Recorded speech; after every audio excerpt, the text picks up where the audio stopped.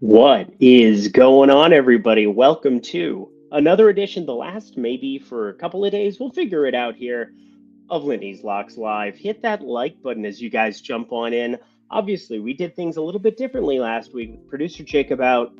He is due to return. Yes, you heard me, due to return Monday night. So we'll get back to the normal Lindy's Lanes, Likes, and Locks that you know you love here on the Odd Shopper channel. But here in Scottsdale, Arizona, kicking it here for Easter. Hopefully you enjoyed all the NBA games, the MLB games. Watched a lot of that with family. Hopefully you enjoyed family if it is your thing. Obviously, we have Easter, we have Passover, we have so many different things going on. Hey, some of you 420. Hopefully, though, you had a safe, awesome weekend with family. But I am ready to start digging in here a little bit to what we got going. I'm going to turn this background music a tiny bit for me, but we all just got done seeing Golden State win. And I'm going to start with NBA tonight purely because there's only two NBA games: Detroit, New York, LAC, Denver, and then I'm going to cover here the MLB streets where we do have an early game. So I'm going to talk you through it a lot quicker. We're not going to get the 2 hour stream, but I think these streams do have a place in the world. Let me know what you think in the comment section below. I know a lot of people just want to get the picks, they want to get the plays. You're going to work tomorrow.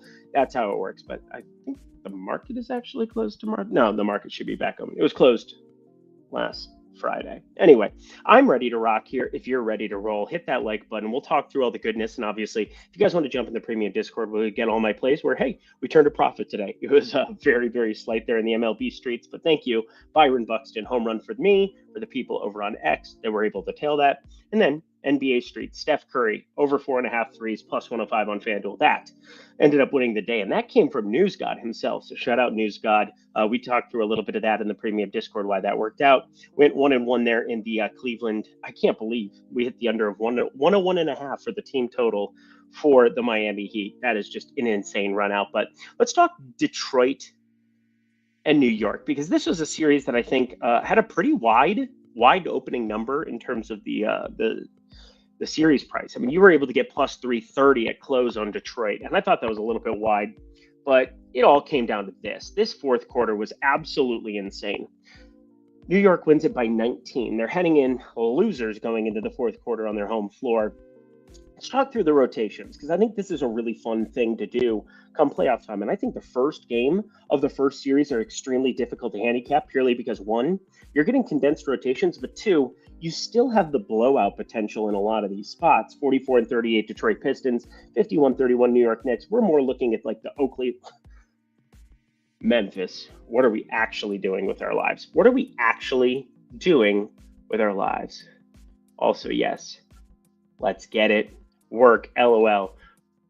When I have the time, I do enjoy the long format. I totally understand that. Some people don't. And I think we're going to make that maybe like a morning or an afternoon thing, because people like talking the process more than I was expecting. And that made me very happy because, again, I'm very process driven. I like to talk through why I like bets rather than just give you bets. I think it adds accountability, and everything else to it too. That would be good. Hoping the Golden Knights close this game. Yeah, I'm watching as a Wild fan. I'm a Minnesota everything fan. 2-1 heading here into the third period, but under 6.5. Nice call by you there. I ended up not doing any NHL because, well, that's not part of my job description, but also I don't find that I have an edge in it as much. I really don't. Anyway, let's look at these box scores together. Malik Beasley, Dennis Schroeder. I really talked about these two ad nauseum, like on VSiN, on Fox, and a couple of different radio shows course of the week. I thought they were going to be big difference makers, and I think they really did. But I think this is the surprising one to me. We saw Sar Thompson, 23 minutes. He looked a little out of sorts to start off that game. Then he got in foul trouble, which just seems to be the calling card. If you're playing prize picks, I will say this. He had 2.5 fouls listed for that game, and I was looking at it, staring at it, and obviously there's no lines at sports books for that, but I thought that was an interesting potential hammer spot, and boy, did that come to fruition. But now I'm a little bit worried about his minutes.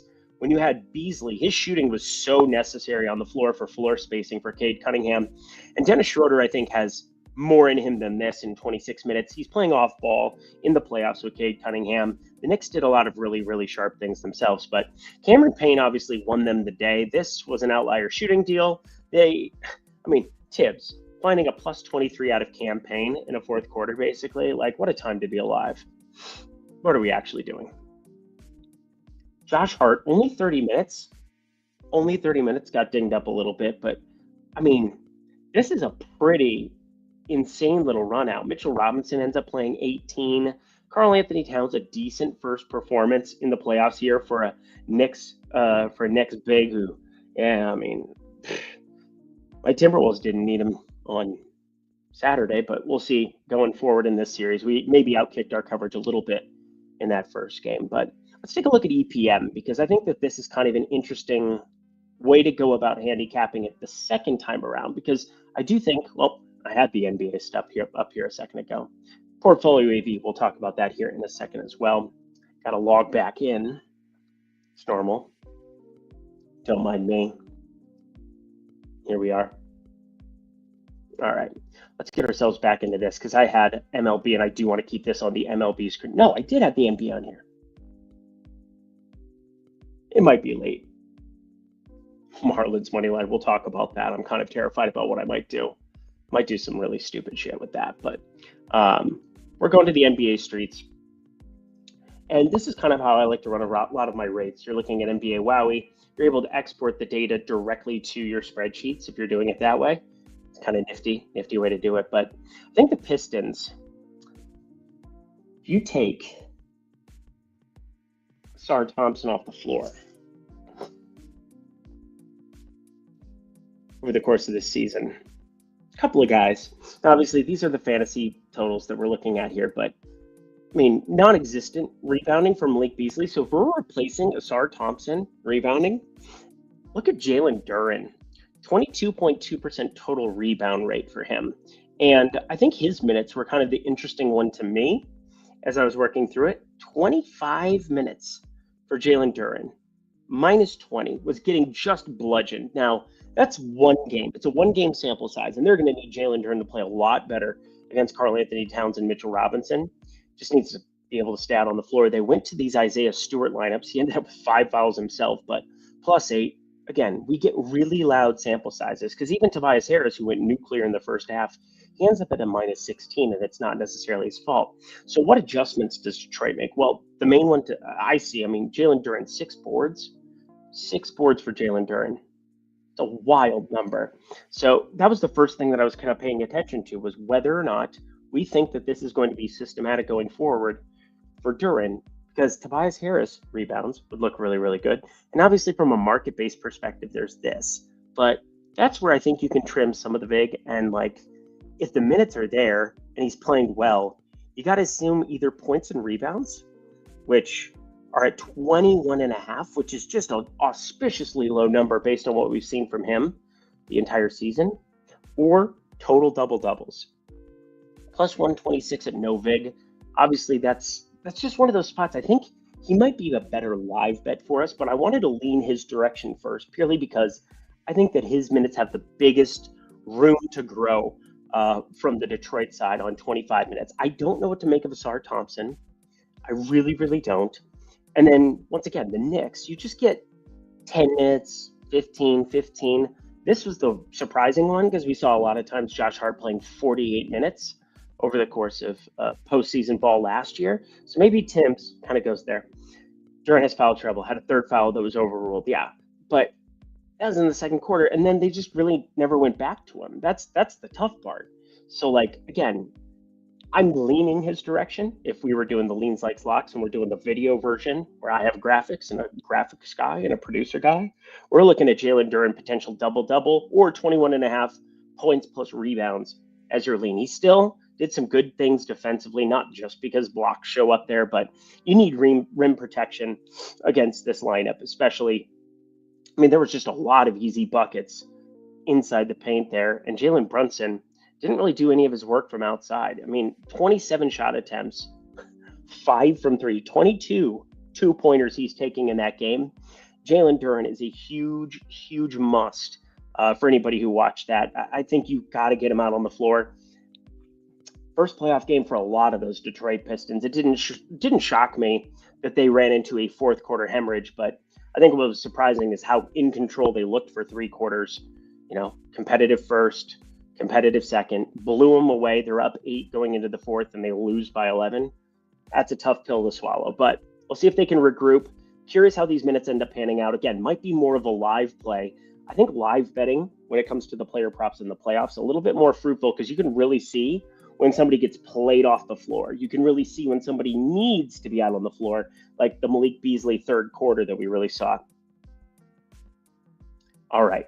So that was kind of my main analysis here. I don't have anything from the Knicks side. I do think Cameron Payne a little inflated, but I do think that there's a role for him in this series. And obviously Tibbs has been trusting him a lot more this season, like a lot more. Playing about the same minutes here as Miles McBride. We just saw this like 26-4 last year, something of that nature. Once Emmanuel quickly was gone, Miles McBride kind of getting more of the lion's share off the bench. This one's also interesting, huh? DNP CD. Yeah. Let's get to the next game, shall we? And then MLB, we'll fly through MLB today because I do have two plays that I want to talk about for that.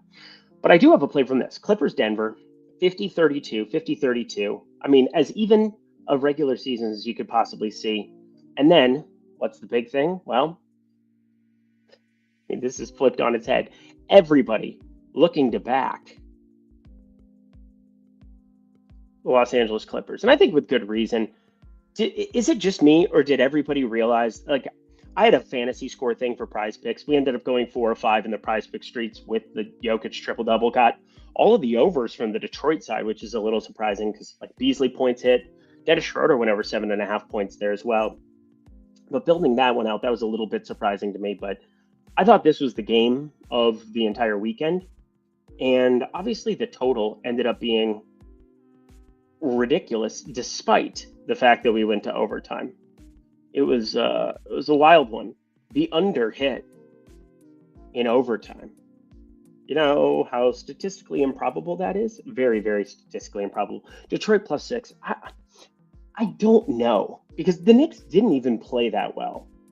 And I'm somebody holding a +320 Detroit series ticket, which I didn't really want anybody to tell. I'm just kind of playing that in the shadows because it's like, it felt like a stab to make. Didn't feel all that ridiculous. Like, the price just looked a little bit weird to me. And a lot of sharp people. Again, I try to tail some sharp people in tails as well. I'm betting Pistons money line. Knicks got one win, but they're overrated and overvalued. Yeah, they're not very good. They don't have a ceiling for their minutes the way other teams do, because come postseason time, you just can't have the surplus of minutes under a Tom Thibodeau team. It just doesn't work. It's not how we just can't do it.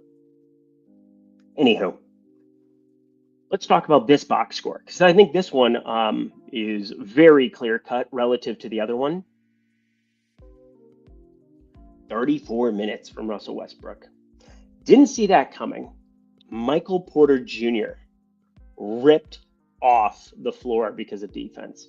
This is like a couple years ago. So again, a guy who's averaging 18, 7, and 2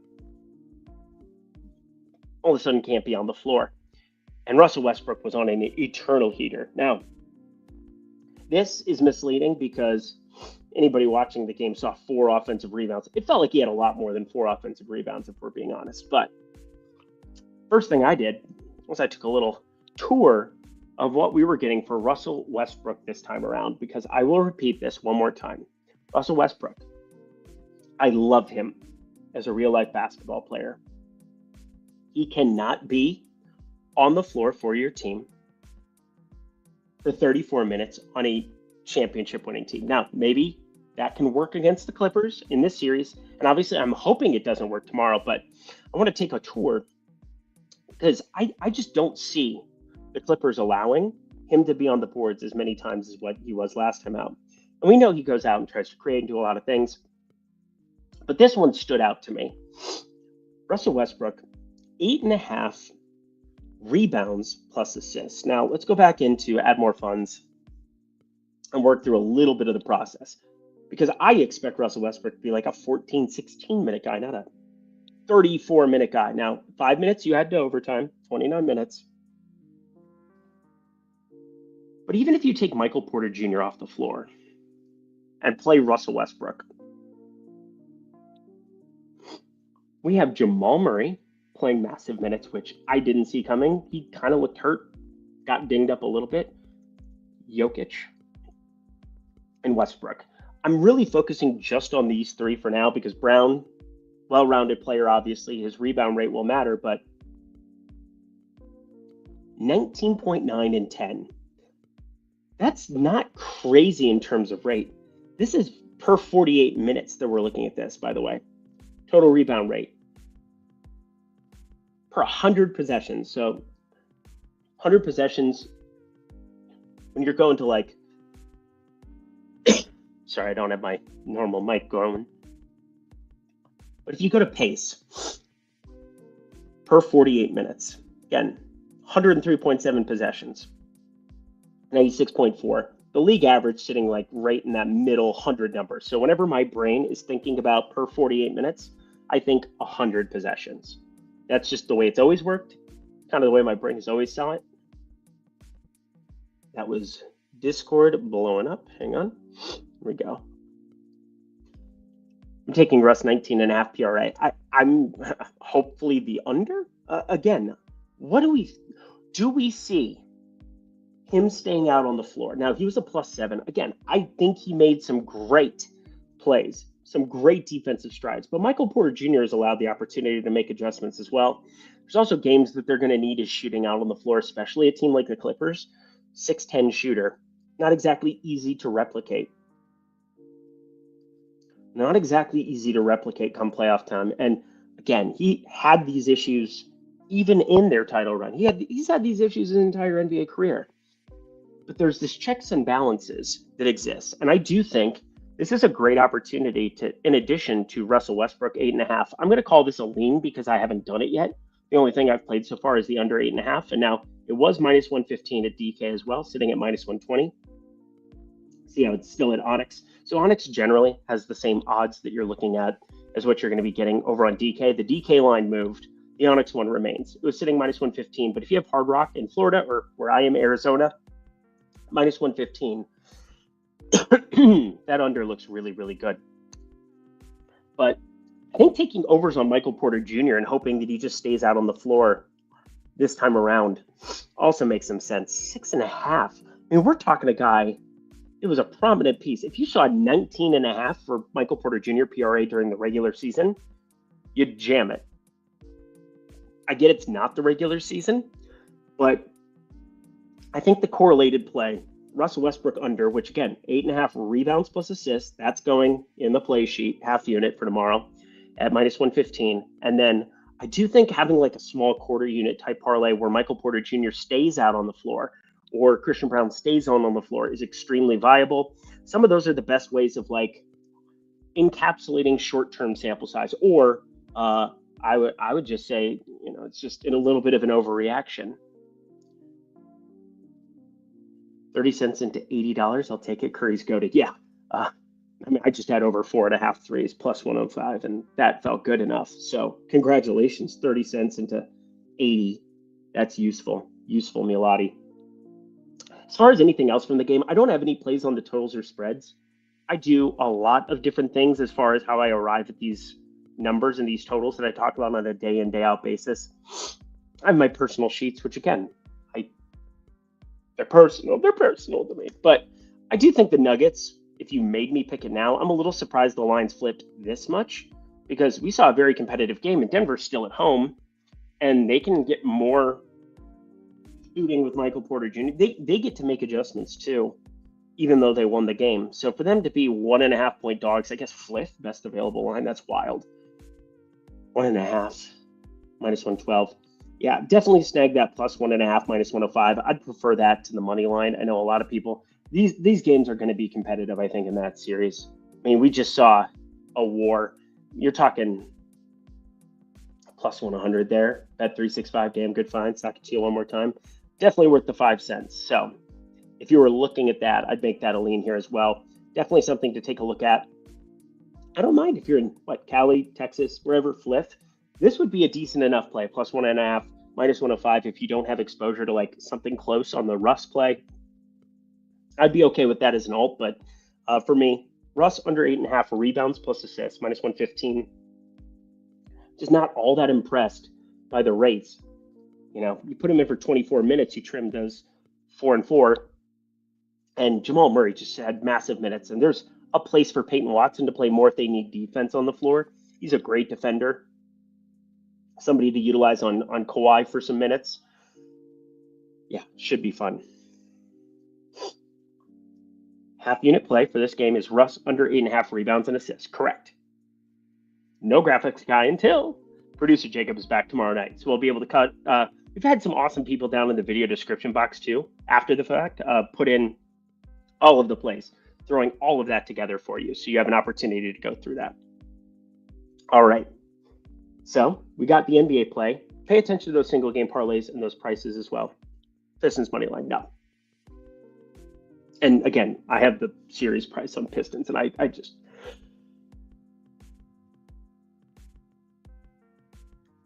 had to cough. Alrighty, friends, let's continue on our merry waves. First, I want to throw this out for you. LLL. Yeah, oh, I got to get rid of that comment while we're at it because it's blocking the graphic. There we go. Promo code LLL. That's Lindy's Locks Live. If you've enjoyed this program, well, congratulations. You've also got great information in addition to hopefully 2 weeks free of Portfolio EV if you sign up at the video description box below. Great opportunity for you, for everybody involved. Check it out. It's delicious. Would love to see you guys there. And plus, it's the best market-based tool that exists in the industry. Getting 2 weeks with that promo code is awesome. You want to check it out for sure. Let's get back to baseball, but also check that out, please. If you like money. All right. Let's talk a little baseball, shall we? We have an early baseball game tomorrow. Boston Marathon things, I think is what it was. I want to hear the cannon and Walker Buehler. And Walker Buehler obviously is having his issues. And it begins with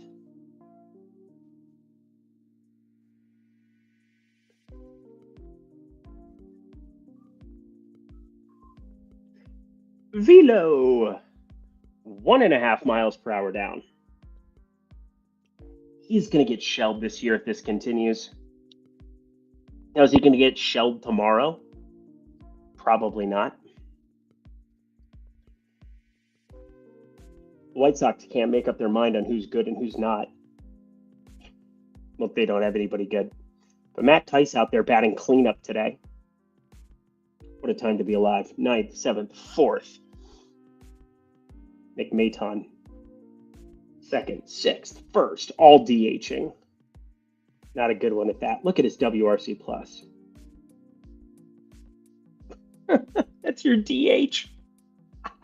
Negative 0.2 WAR. I guess his WRC plus 83. It's better than Vargas. Miguel Vargas, 29 WRC plus. What are we actually doing with our lives, sir? Now, some of the prices, as you might expect, whenever you're trying to bet against the White Sox, are a disaster. The run line is minus 130. Now, it's still my lean here, even though I don't think you should play it in a million years. But, I mean, how do you even start to talk about the White Sox? Plus 255 here against Walker Buehler.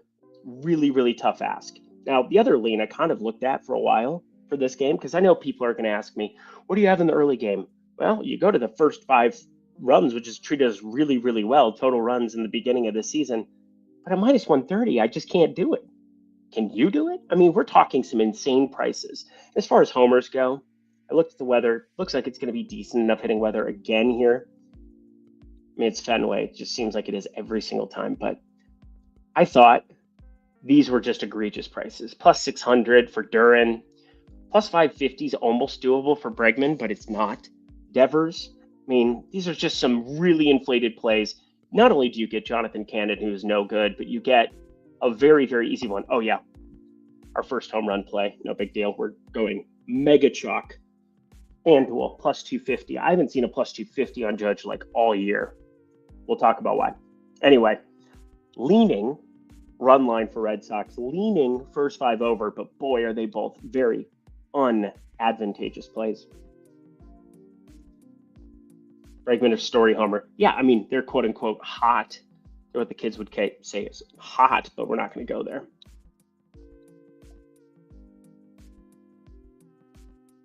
Game number 2. Yankees, Cleveland. This is wild to me that we're getting this price.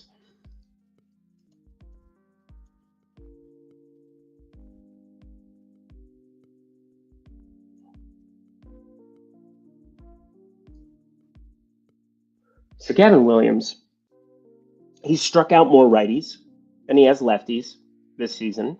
Go back to 2024, and they're identical. So I think we're going to see something closer to like 8 and 9 going forward. I think that that's probably pretty appropriate. But this is where it gets different to me. He gave up a lot more homers to the right side than the left side last season. It was also, I mean, this is not even a sample size that counts. 2023, what did he have? Yeah, barely anything. Late season MLB, always a disaster to throw it together. But 2024, Gavin Williams giving up a lot more homers there. Still, like, not a major issue. But here's what I want to point out. Home and road, 0.42. That's weird to me. That's a little bit of an outlier. Now, giving up more home runs in Progressive when you're a right-handed pitcher makes sense. Progressive played way up for lefty power last year for no reason. Like, for no reason.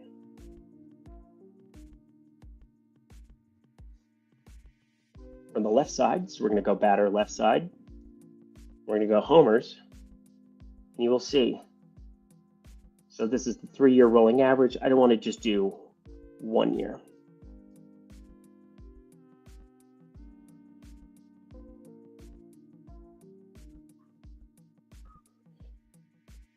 Where'd it go? Did I have it sorted by the right thing? Guardians, Progressive. Progressive was way up for lefties. What are we talking about? They had like the funnel effect. Steve Kwan got power the last 2 years. I'm not sure what's going on with that. Anyway, there it is. Progressive Field. More like league average, but again, better in the home run department, 107. Just a weird phenomenon. Top 8 in terms of lefty power. Citizens Bank, Cincy, Dakin Park. That's so weird that played up there for lefty.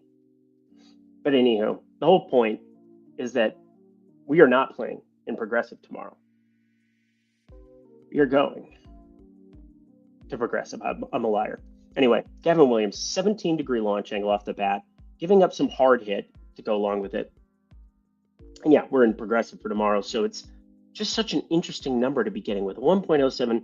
So gives up more homers to righties over the longer sample. I'm not going to look at 2025 here yet and really come to anything, even though 1.86, obviously he's giving up more of those surface homers to the right side, 2-1 out of his 3. Again, small sample sizes will make you rip your hair out. It's been pretty good against lefties, but now we're getting plus 250 on Aaron Judge.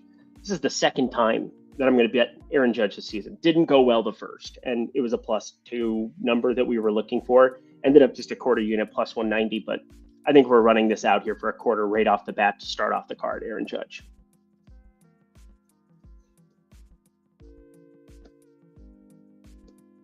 Here they dropped to plus 235. Why does baseball hate me?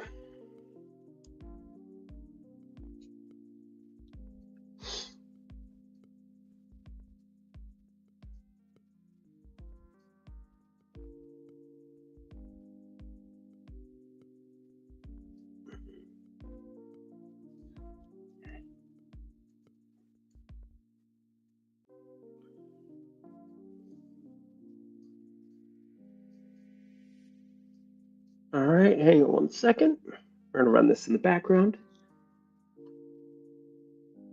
Over for the game. Don't really see that here. FanDuel players are always on some. Yeah. I will say FanDuel has been much, much sharper. Plus 240 now. So we're just bouncing all over the place. We're just having a grand old time. Let me rerun this now with a different number. If you don't know why I'm doing this, we can explain it one day, but I always go up here to the odds converters, and I have a way that I do this that just works for me. So we do this, paste it in the sheet, we're gonna simulate it out. But yeah, Gavin Williams should die tomorrow by the hand of Aaron Judge. Has Aaron Judge hit a homer in a while? I feel like I haven't seen his name come across the old timeline. He's so good that people just don't care anymore. Wait, 1, 2, 3, 4, 5. Isn't it a home run in 5 days? It's the apocalypse. I will say 4 games, no homer in Tampa is pretty wild, considering that ballpark is played like a peasant's field, but whatever. Let's keep it going. We got Judge on the card. We got Russell Westbrook on the card. This game sucks to handicap, by the way. Kiter Montero, I don't like him. Never liked him. He was one of the worst pitchers in baseball last season. 5.24 expected ERA. This season, 5.16. Been kind of the same deal. Only the one outing, but it did not go well. The suit is not black going up against the Brewers. Brewers have kind of been putting the schlacking on random righties lately. And then today, Jeffrey Springs, 12 piece on Jeffrey. He ends up leaving the game. How about that game, by the way? Short slate here on Monday for what it's worth. But how does anybody feel about backing Randy Vasquez in a 9.3% K rate? 5.94 expected ERA last season, 5.72 expected ERA next week, 1.74. Like, he has to get bludgeoned, right? Some point. This is just wild.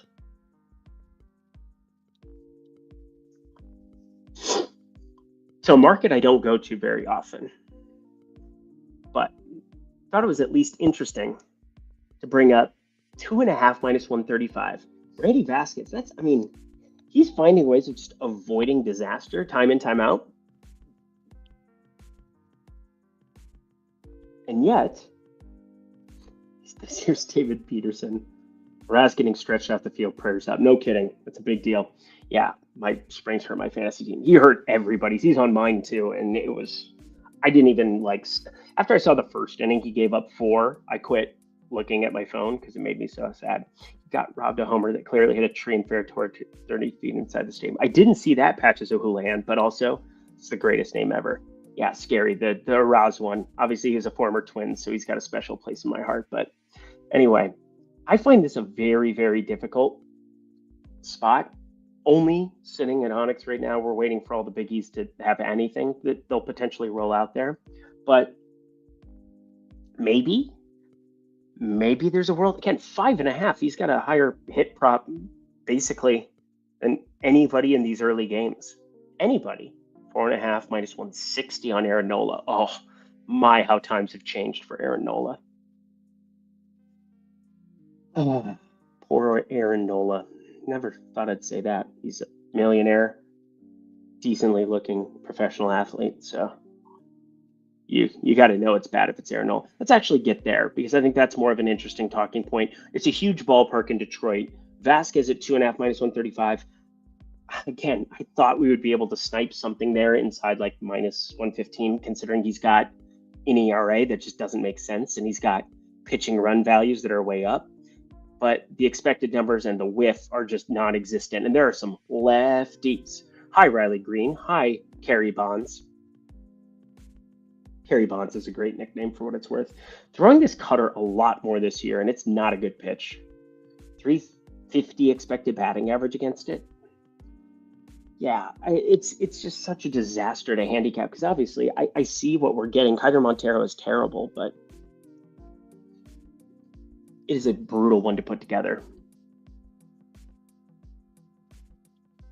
And I say, hey, what a wonderful kind of day. These are perfect prices from a market-based perspective. Actually, we don't even have to go anywhere. We're going to the Metsies. And I want the full game for the Metsies. The Phillies bullpen, man. Have people been watching the Phillies bullpen this season? Other than Alvarado, who also has been shaky at times.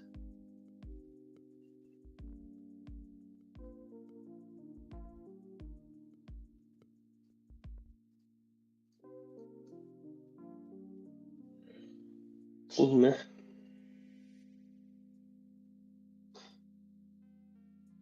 go alphabetical. 4.25 xFIP. 1.53 whip. Bro. This just has disaster written all over it. And it's just top to bottom, the entire team. Like the entire bullpen just has issues. Yeah, I got issues. Alvarado regressing. Matt Strom still Matt Strom.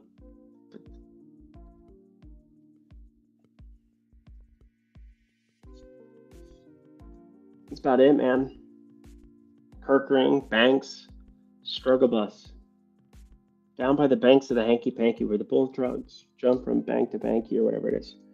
Jimmy at 25, I know. I didn't bet it, but I was going to, and then I didn't. I kept living my life. But yeah, took homeboy for 5 threes. That felt good. Jimmy Butler for 41 PRA is an absurd number. Yeah, I didn't see that. Did you take an alt number? I didn't see that number. It was way lower. Anyway, we want the Metsies tomorrow. We're going to go to Tyler McGill, who is doing some stuff that is very inspiring if you're a Mets fan, because he's a huge part of this rotation. But I think last year was a little bit of a wake-up call for him. He came off of a terrible 2023, but he's always been the one who has promised. Like, he wasn't a highly touted pick, but it feels like I've been hearing about Tyler McGill since the pandemic, and it just never came together for him at the big league level in a dominant way. Had some strikeout stuff, a little bit of a pen arm there, 2022. Had some brief stints, but like starter the last three, and it was so bad. And then it improved, even though he was back and forth between AAA. 2024, yeah, had some AAA results that were not exactly inspiring. And then came out, and again, they had some injuries where they didn't really have a choice. And obviously, hitting eject the year before on DeGrom and Scherzer opened up a path for him. And I think he's starting to find his footing in a pretty real way. Now, the velocity for him is a little bit different because it's up on everything. 3.8 miles per hour on the off-speed stuff. Pretty interesting. I think he's a very interesting back. But then also, I just got done picking on the old Phillies. How good have the Mets bullpen been?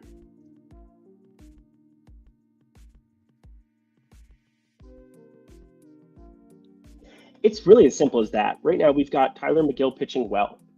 We've got Aaron Nola struggling in a way that really he hasn't in his entire big league career. And it's not as bad as this. And there's still some decent signs, but 4.01 expected ERA. Knuckle curve not really doing as much this year. 304, 308 batting average against. I mean, there's positive regression due to some extent, but you combine his struggles with a lefty prominent lineup, and Pete Alonso, I mean, is not exactly a free righty by any means. He hits a bomb a day, it feels like. Ventos is coming along, obviously got removed last game. Was that today or was that yesterday? Anyway, my point is when you model this out and you have these two bullpens, I do want to incorporate the full game. So for what it's worth, I think this is a great price to be getting. Minus 110 over at Fliff. Minus one, I would play this up to minus 125. Like this would be close to lock territory if we were, further along in the season, but I don't want to go crazy. No need, that's the numbers. Found 38. Yeah. Anyway, they're still going about back and forth about Jimmy Butler PRA. Let's move on. Judge Homer, Mets money line. I mean, I wouldn't even. That's the square as a square can be. I'm going to fly through these. I only have one more play in the MLB streets. Nick Lodolo, Max Meyer. Love Nodola. Love the curveball guy. Love last time out. Again, we're starting to see signs of maybe the strikeout rate coming way down from last couple of years. Pitching more to contact, but like limiting the walks, doing all the good pitcher things. And then he runs into the Mariners, who are just going to crush lefties when they're not at home. So that's good to know.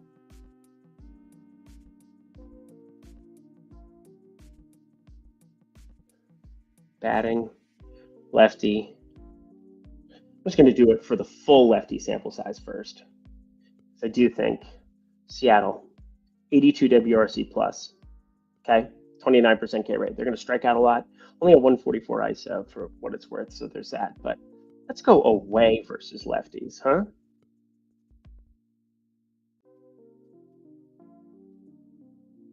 This is why ballparks matter. Ballparks really, really change the Seattle lineup. You get them out of their home ballpark that is a cavern and plays way down in terms of run creation. 74 plate attempts is not a huge sample, but I will point out Toronto smacking around, Cincy smacking around. We're going to see them be one of the, I think, the top five, top six teams in baseball against left-handed pitching out of their home ballpark. I find it crazy the Athletics have a 211 WRC plus out of their ballpark. That Sacramento little pipsqueak park. So we'll point that out. But anyhow, that's my major thing that I want to point out on the Cincy side. And that was me just explaining why it is that Lodolo might have gotten murdered there. Max Meyer, strikeout stuff could be good, could be really good. It's starting to show out, but a couple of things. Velocity's up, but I'm not a huge fan of this. Four-seamer usage down all the way to 23.5%. And, just throwing the slider, he's throwing it like the identical amount year to year. Sweet. It's got unbelievable results, but even though he's never walked anybody, there's going to be some hard contact that he runs into. He's throwing a slider that hangs. And I don't know. It's gotten by really nicely so far. If you go to the slider last year, it's a good pitch, but it's not this good of a pitch. So if the slider trims off a little bit, I think he's going to have some major hard hit issues. Now, his ballpark is great. Even if they've got those little flaps open, doesn't really matter that much right now. This is just not very inspiring. And then the prices, because we play a price probability game. There we go. Shout out ProfitX and Novik for giving me the best prices both sides of it, where, obviously ProfitX, if you win on it, you have the 3% that you're doing there, but Lean Marlin's not going to do it. I love Nick Lodolo too much. I respect him too much, so we're staying away from that. Padres, Tigers talked about. Phillies, Mets talked about it. St. Louis, Atlanta. Don't have a play here either, but we'll talk it. Our boy, Schwellenbach and Fetty. Look at these prices. Look at these prices. Do you want to lay minus 180 with the Atlanta lineup at the moment? I don't. Even though Drake Baldwin might actually beat the shit out of baseballs. I mean, from obscurity comes a lefty catcher. It's just like they haven't had a lefty catcher forever. They've had Darnell, they've had Sean Murphy. Those guys were going and alternating. Nice to get a lefty in there for him, Drake Baldwin. But yeah, we'll see as he continues on, because I don't expect him to do this. Eric Fetty is not good, for what it's worth. I think we've all been pretty clear on that. But where is it at, Riley? Look at this price.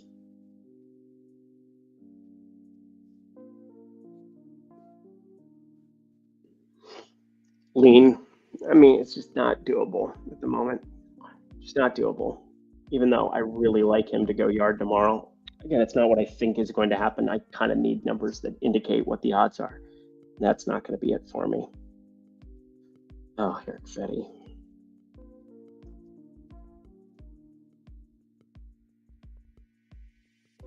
Giving up more homers to lefties last year. Faced identical, basically. Sample between the two. Wild times. But more righties there. It's going to be somewhere in the middle. I don't think there's anything all that interesting going on with him. He's just not a good pitcher. He's never been a good pitcher. Like, last year's the best year of his entire career. He's still walking. I mean, you had to expect negative regression for Eric Fetty. 12% K rate now. I mean, just can't touch it. I want to bet Schwelly balls, but can't do it. This is fun. This is a fun game. We're gonna get out of this one. Oops.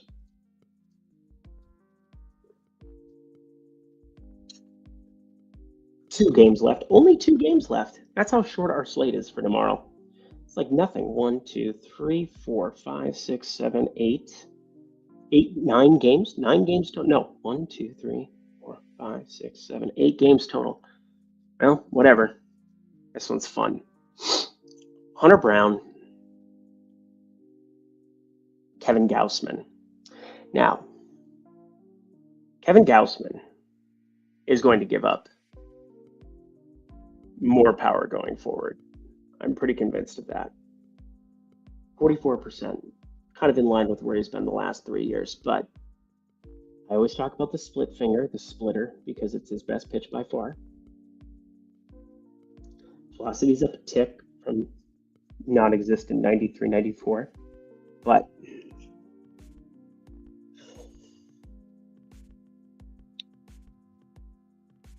vertical movement up a little on it. But here you go. While it's had good results so far, there's nothing that he can really do if he's throwing this four-seamer 57% of the time. Threw it only 52% of the time last season. And these were the results. Should have gotten hit up more than he did. Should have given up more power, more slugging. Again, splitter, fine, but like, I just don't see these numbers as indicative of what's going to happen going forward. I really don't. And yeah, sure, he's definitely, it's getting hit harder. 93.9 mile per hour exit velocity is a lot. That's the average exit velocity given up to that pitch. For reference, 91.4 is the highest of his career. And then that pitch, he's throwing 57% of the time. And when it gets hit, it is just getting taken on a frickin' ride. Now, you're in a ballpark in Houston that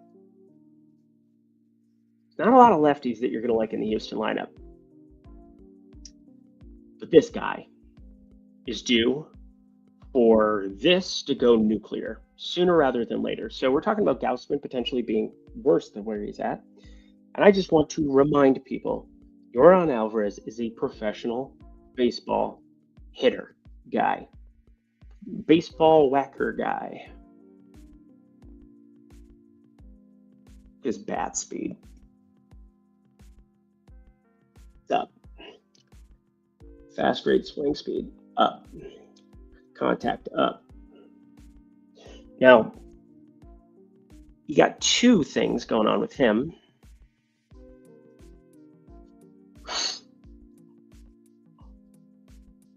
Super short number on the homer, so we're not even dealing with that today. But we're getting even money on total bases, and that just makes me happy because everything lines up for him to just start teeing off more than what it's been.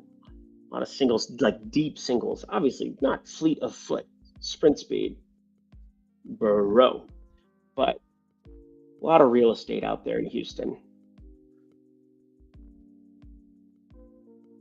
Maybe an Oppo Taco. Can we get an Oppo Taco? It's got double there. That's wild.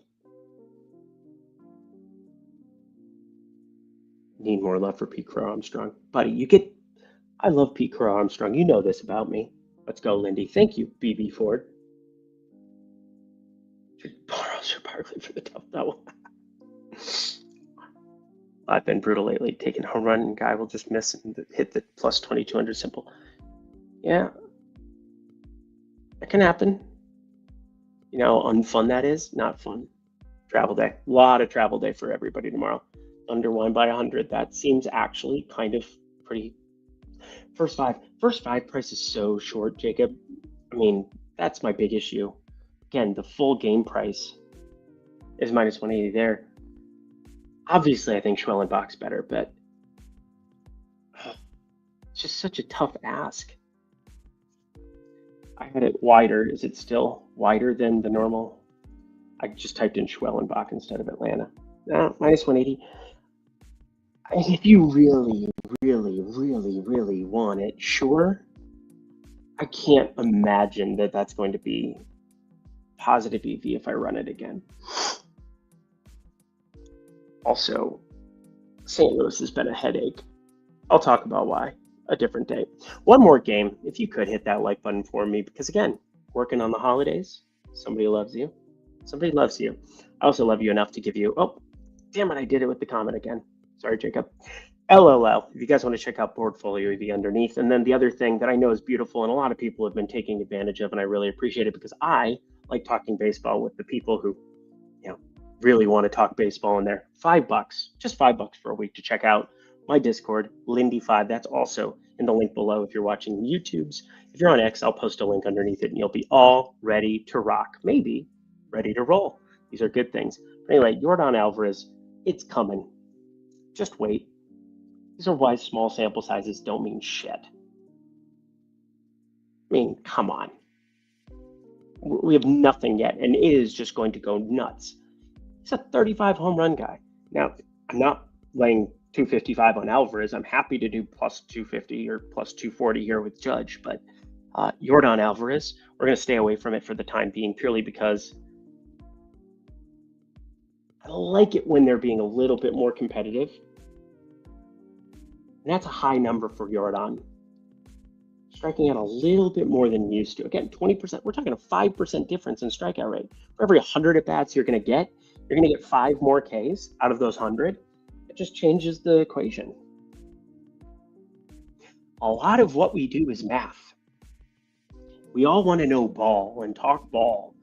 I think I can do that to some extent. I've been doing it my whole life. I love doing it, but the math is what it is. And again, if it was a situation where we were getting better than plus 250 there, that'd be awesome. But even money against Gausman, and then whatever this version of Toronto is that we've got on a day in, day out basis in the bullpen, I'm happy to do it here. I've seen Yariel Rodriguez pitch a lot out of the pen this year. That's terrifying for me. Like these pitchers, man. Yariel. The seaweed is always greener. What a backwards skill set. Bowden Francis, we need to tighten it up, bro. He is starting to tilt me. Mainly because I haven't been able to start him in a year-long league that I really want to. Anyway, last game of the night.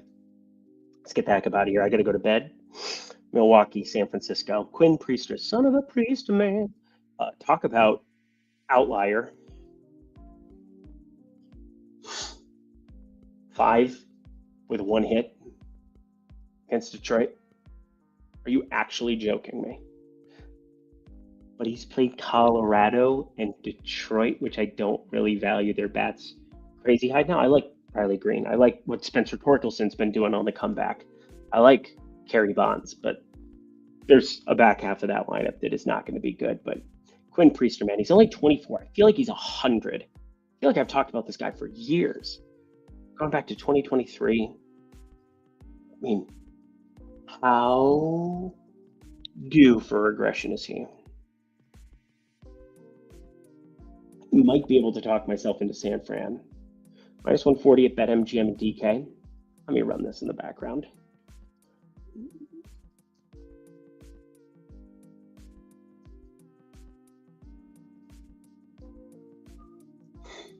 So basically, when you're talking about a break even from a market based, again, minus 140, 58.33% of the time. That's how many times we would need to hit this bet to break even. So we're looking for 60% at least. 60%. That's your like minimum barrier of entry of us backing San Francisco.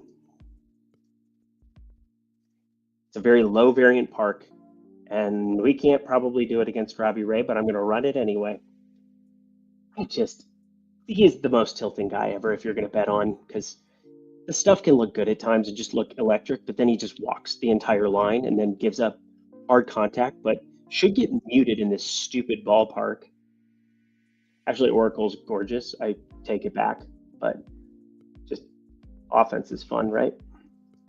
Baseball offense is really fun. Like, I can enjoy Golden State defense tonight in the NBA in a playoff game. Like, they busted their asses, but 5.09 expected ERA. Oh, Robbie. His total hits allowed. I want to at least point this out too. I've said that a lot today. I'm gonna have to like watch my tropes doing it live. Total hits, where did it go? My sheet really took note of this.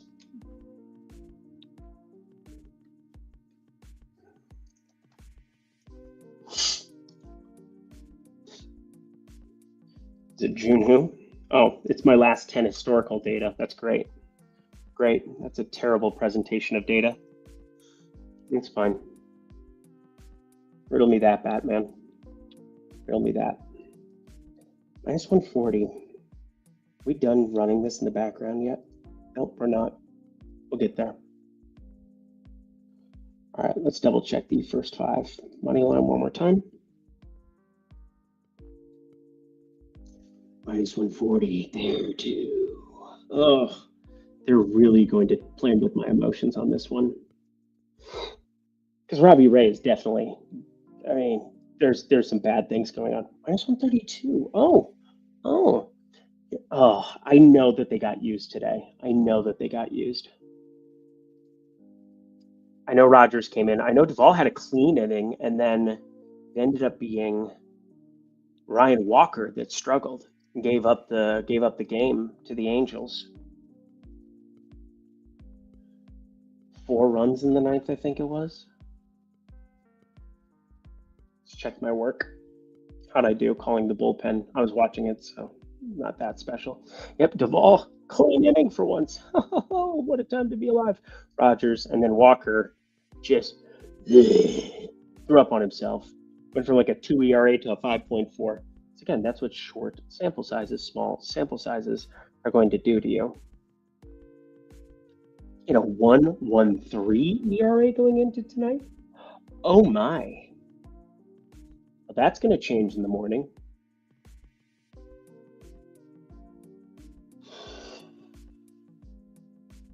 Oh no, he died. That is wild.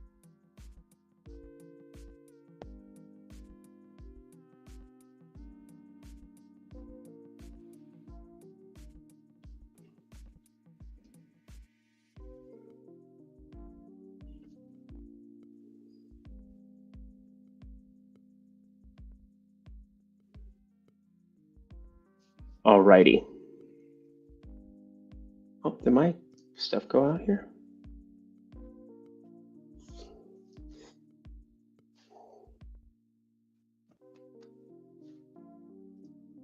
A game in Cleveland, yikes, yeah. D-backs pen legit? I think so.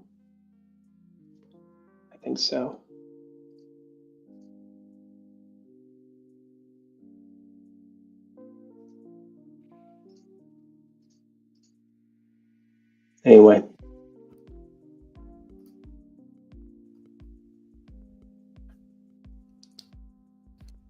These headphones just went out on me.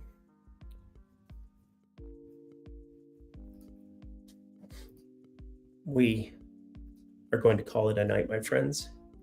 Walker Buehler, under 4.5 Ks, now minus 115. Hope you guys got plus 110. That would be good.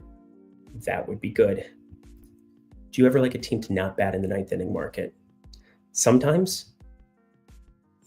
It's a terrible answer. Probably will be due for another day, but we've hit the full hour mark. Ended up doing a full hour after all, which is great. Some people are going to love it. Some people are going to hate it. Recapping for you. Under 8.5 rebounds plus assists. Russell Westbrook. That is the first one. Next up, and we'll have the sheet updated for everything for it. We will have We've got the Mets minus 110. That's that fliff too. So fire that up. That's good stuff. GOAT. No, you the GOAT, BG. We appreciate you. Recap of the likes plays. I don't have that here on the road. I will have it updated for the sheet from Friday's games. And then for Monday's games, we'll have that updated for you. Quick recap of the likes. I'll have that sheet updated. And then producer Jacob comes back tomorrow. So we'll finally get our lives in order, have the normal Lindy's, leans, likes, and locks. And I'll figure out where this exists because there's been enough love for this that I got to do it. I do like the Mets. Tyler McGill, go team, minus 110. and their bullpen just way better. So that's kind of the other part of it. Yeah, Aaron Judge homer and Yordan Alvarez over 1.5 total bases. Probably the most clear-cut card you could possibly run into to start. I promise we're going to find tons of other value. I'll be back at my home base tomorrow, which I'm excited about, and excited to have producer Jacob back. But hit that like button on the way out. It's bedtime for me, friends. We got some plays in, got some NBA talked about, covered the rotations from each of those games. So check that out on the front end. The back half, covered all 8 MLB games. Phillies hit lefties well. Don't trust Miguel. He looks better than he's ever looked before. Pitchers are allowed to get better. That's kind of the main thing. And also, the disparity between the bullpens cannot be understated, which is why I'm going to the full game market. I think the Phillies can make you look dumb too. But guys, we'll catch you later. I'm Eric Lindquist. See you tomorrow.